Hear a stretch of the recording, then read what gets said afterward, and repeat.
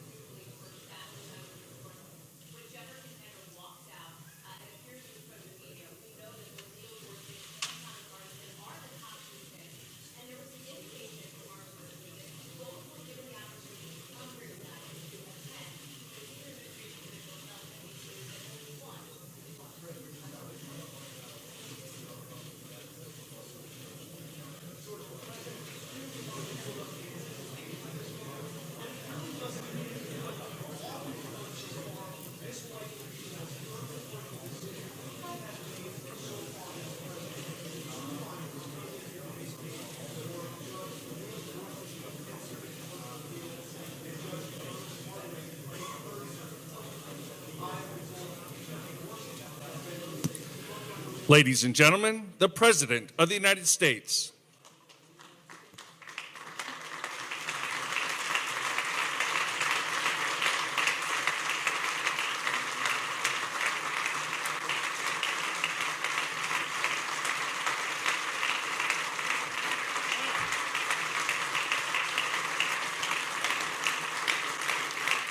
Thank you. Thank you very much.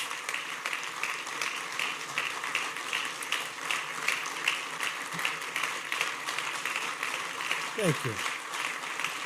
Thank you very much, ladies and gentlemen. When Justice Scalia passed away suddenly last February, I made a promise to the American people. If I were elected president, I would find the very best judge in the country for the Supreme Court.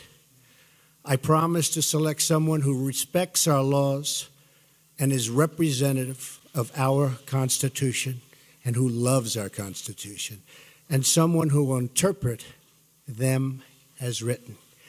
This may be the most transparent judicial selection process in history. Months ago, as a candidate, I publicly presented a list of brilliant and accomplished people to the American electorate and pledged to make my choice from among that list. Millions of voters said this was the single most important issue to them when they voted for me for president. I am a man of my word. I will do as I say, something that the American people have been asking for from Washington for a very, very long time. Today,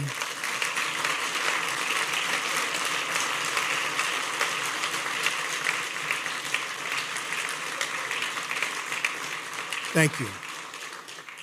Today, I am keeping another promise to the American people by nominating Judge Neil Gorsuch of the United States Supreme Court to be of the United States Supreme Court.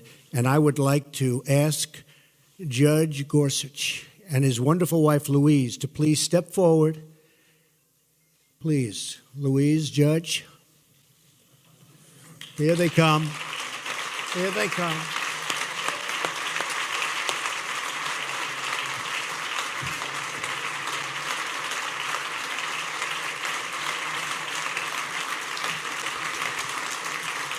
So was that a surprise? Was it?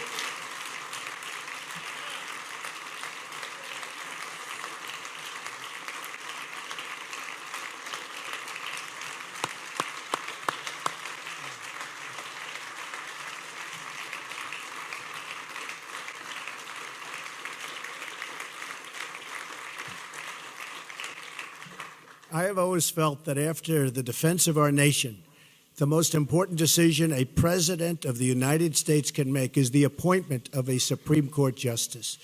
Depending on their age, a justice can be active for 50 years and his or her decisions can last a century or more and can often be permanent. I took the task of this nomination very seriously.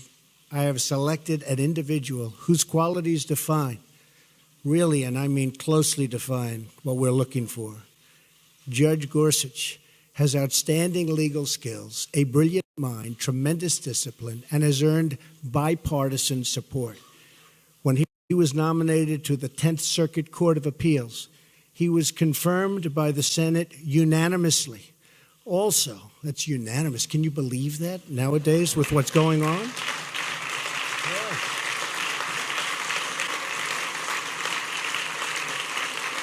Does that happen anymore? Does it happen? I think it's going to happen, maybe again. Also with us tonight is Maureen Scalia, a woman loved by her husband and deeply respected by all. I am so happy she is with us. Where is Maureen? Please stand up. Thank you, Maureen.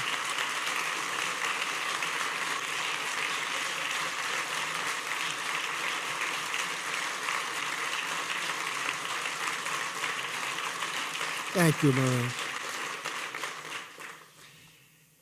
She is really the ultimate representative of the late, great Justice Antonin Scalia, whose image and genius was in my mind throughout the decision-making process. Not only are we looking at the writings of the nominee, and I studied them closely, but he is said to be among the finest and most brilliant, oftentimes, the writings of any judge for a long, long time. And his academic credentials, something very important to me, and that education has always been a priority, are as good as I have ever seen. He received his undergraduate degree from Columbia with honors. He then received his law degree from Harvard, also with honors, where he was a Truman Scholar.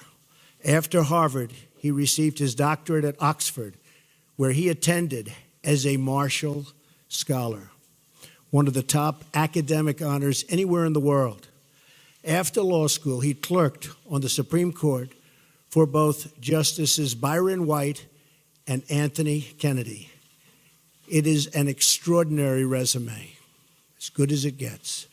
Judge Gorsuch was born and raised in Colorado and was taught the value of independence, hard work, and public service. While in law school, he demonstrated a commitment to helping the less fortunate. He worked in both Harvard Prison Legal Assistance Projects and Harvard Defenders Program. Brilliance being assured, I studied every aspect of his life. He could have had any job at any law firm for any amount of money. But what he wanted to do with his career was to be a judge, to write decisions, and to make an impact by upholding our laws and our Constitution. The qualifications of Judge Gorsuch are beyond dispute. He is the man of our country and a man who our country really needs and needs badly to ensure the rule of law and the rule of justice. I would like to thank Senate leadership. I only hope that both Democrats and Republicans can come together for once for the good of the country. Congratulations to you and your family. May God bless you. May God bless our glorious nation. Judge Gorsuch, the podium, sir, is yours.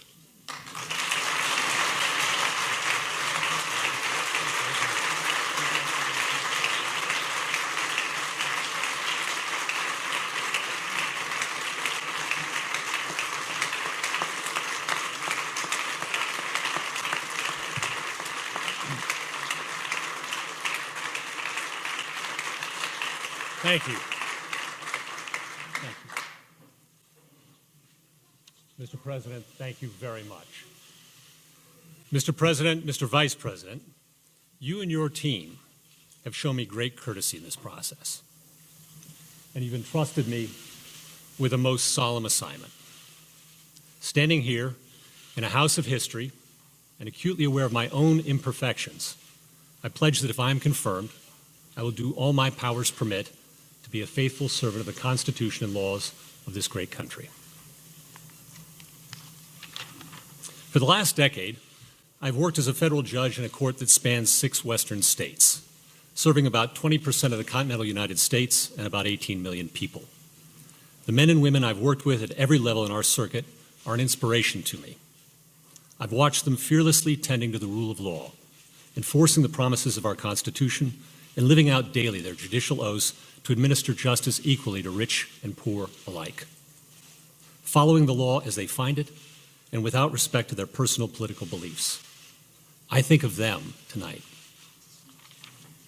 Of course, the Supreme Court's work is vital not just to a region of the country, but to the whole, vital to the protection of the people's liberties under law and to the continuity of our Constitution, the greatest charter of human liberty the world has ever known. The towering judges that have served in this particular seat of the Supreme Court, including Antonin Scalia and Robert Jackson, are much in my mind at this moment. Justice Scalia was a lion of the law. Agree or disagree with him, all of his colleagues on the bench cherish his wisdom and his humor. And like them, I miss him. I began my legal career working for Byron White, the last Coloradan to serve on the Supreme Court, and the only justice to lead the NFL in rushing. He was one of the smartest and most courageous men I've ever known. When Justice White retired, he gave me the chance to work for Justice Kennedy as well. Justice Kennedy was incredibly welcoming and gracious. And like Justice White, he taught me so much. I am forever grateful. And if you've ever met Judge David Sentel, you'll know just how lucky I was to land a clerkship with him right out of school. Thank you. These judges brought me up in the law. Truly, I would not be here without them. Today is as much their day as it is mine. In the balance of my professional life, I've had the privilege of working as a practicing lawyer and teacher. I've enjoyed wonderful colleagues whose support means so much to me at this moment, as it has year in and year out. Practicing in the trial work trenches of the law, I saw too that when we judges don our robes, it doesn't make us any smarter, but it does serve as a reminder of what's expected of us. Impartiality and independence, collegiality and courage. As this process now moves to the Senate, I look forward to speaking with members from both sides of the aisle, to answering their questions and to hearing their concerns. I consider the United States Senate the greatest deliberative body in the world, and I respect the important role the Constitution affords it in the confirmation of our judges. I respect, too, the fact that in our legal order, it is for Congress and not the courts to write new laws. It is the role of judges to apply, not alter, the work of the people's representatives. A judge who likes every outcome he reaches is very likely a bad judge, stretching for results he prefers rather than those the law demands. I am so thankful tonight for my family, my friends, and my faith. These are the things that keep me grounded at life's peaks and that sustain me in its valleys. To Louise, my incredible wife and companion of 20 years, my cherished daughters who are watching on TV, and all my family and friends, I cannot thank you enough for your love and for your prayers. I could not attempt this without you. Mr. President, I am honored and I am humbled. Thank you very much.